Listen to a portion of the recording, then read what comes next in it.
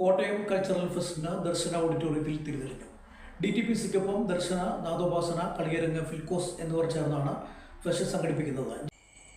നാദസ്വര വിദ്വാൻ തിരുവിഴ ജയശങ്കർ ഭദ്രദീപം തെളിച്ചതോടെയാണ് രണ്ടാമത് കോട്ടയം കൾച്ചറൽ ഫെസ്റ്റിന് തിരിതെളിഞ്ഞത്.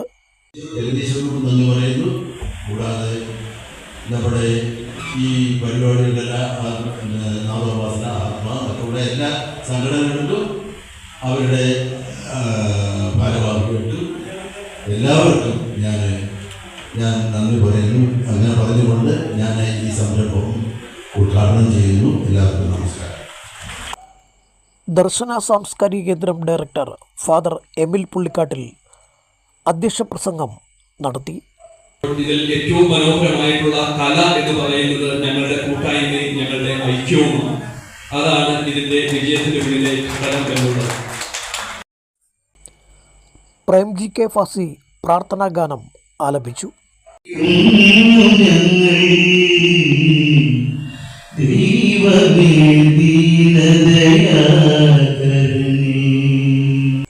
മുൻ MP advocate K Suresh Kurup, Kalaratna artist Sujathan, advocate VB Binu, Filco secretary PK Anandakuttan, DTPC secretary Athira Sunny തുടങ്ങിയവർ സംസാരിച്ചു.